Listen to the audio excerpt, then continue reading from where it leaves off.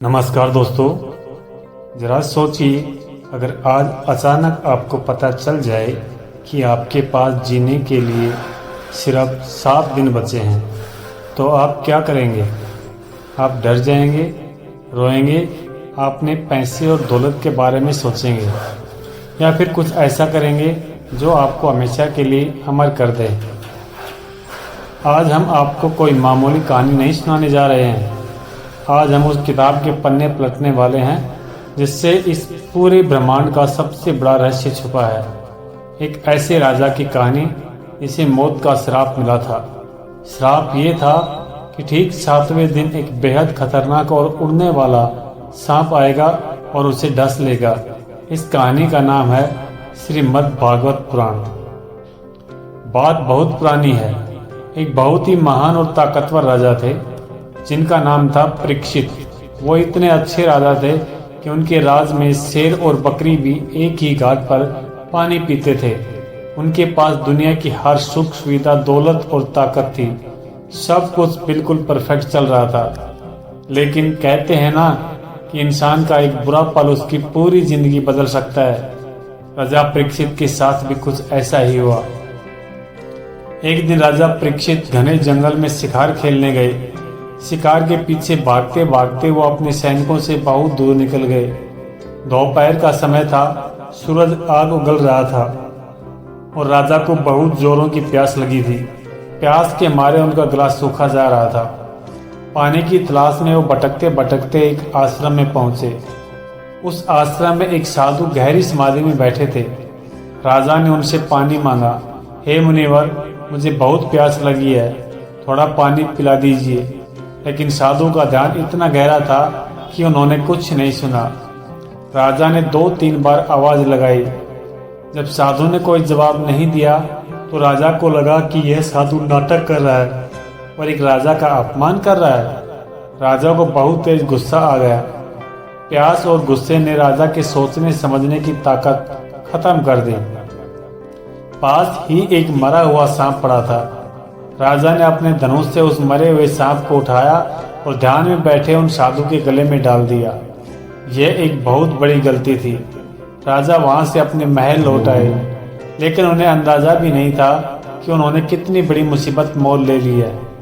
कुछ ही देर बाद उन साधु का बेटा वहां पहुंचा। जब उसने देखा कि किसी ने उसके पिता के गले में मरा हुआ सांप डालकर उनका अपमान किया है, तो उसकी आंखें गुस्से से लाल हो गई। उसने तुरंत अपने हाथ में नदी का पानी लिया और एक बहुत ही भयानक श्राप दे दिया। उसने कहा, जिस भी घमंडी इंसान ने मेरे पिता का यह अपमान किया है, मैं उसे श्राप देता हूँ कि आज से ठीक 7वें दिन पाताल लोक का सबसे खतरनाक सांप तक्षक उसे डस लेगा और उसकी मौत हो जाएगी। ये श्राप कोई मामूली बात नहीं थी। ये पत्थर की लकीर थी, इसे कोई नहीं बदल सकता था। जब राजा परीक्षित को इस श्राप के बारे में पता चला तो वह डरे नहीं, बल्कि उन्हें अपनी गलती पर बहुत पछतावा हुआ। उन्होंने सोचा, मैंने एक सीधे साधे साधु का अपमान किया है, मुझे इसकी सजा मिलनी ही चाहिए। उसी वक्त उन्होंने अपना मुकुट, अपना राजपाट, महल, परिवार सब कुछ छोड़ दिया और नंगे पैर गंगा नदी के किनारे आकर बैठ गए। जैसे ही एक खबर पूरी दुनिया में फैली कि राजा परीक्षित के पास जीने के लिए सिर्फ 7 दिन हैं, तो दुनिया भर के बड़े बड़े ज्ञानी, साधु और संत वहां इकट्ठे होने लगे। राजा ने उन सब से हाथ जोड़कर सिर्फ एक ही सवाल पूछा, जिस इंसान की मौत सामने खड़ी हो, उसे ऐसा क्या करना चाहिए कि उसे हमेशा के लिए शांति मिल जाए? वहां बैठे किसी भी ज्ञानी के पास इसका सही जवाब नहीं था। सब आपस में बहस करने लगे। कोई कहता कि दान करो, कोई कहता यज्ञ करो। समय बीतता जा रहा था।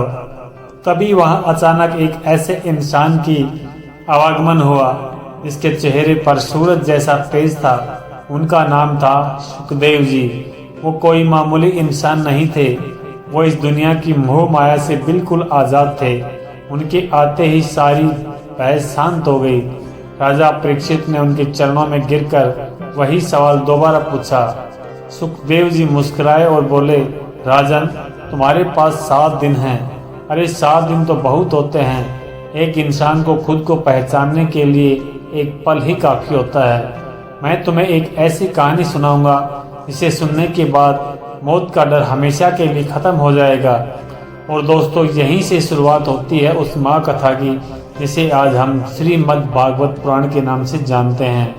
सुखदेव जी ने अगले 7 दिन और 7 रातों तक बिना रुके और रहस्यमयी कहानी सुनाई, जिन्होंने पूरे ब्रह्मांड का सच खोल कर रख दिया। उन्होंने बताया कि कैसे इस दुनिया को बनाया गया, भगवान ने कितने और कैसे कैसे अवतार लिए और कैसे एक छोटा सा बच्चा भगवान को भी झुकने पर मजबूर कर सकता है। तो क्या आप तैयार हैं उन 7 दिनों के सफर पर चलने के लिए? सुखदेव जी ने राजा परीक्षित को सबसे पहली कहानी कौन सी सुनाई थी, ये हम जानेंगे इस महा एपिसोड के अगले भाग में। अगर ये कहानी सुनकर आपके भी रोंगटे खड़े हो गए हों तो वीडियो को अभी लाइक करें और कमेंट में बताएं कि आप इसका अगला भाग देखने के लिए कितने एक्साइटेड हैं। मिलते हैं अगले भाग में। जय भारत।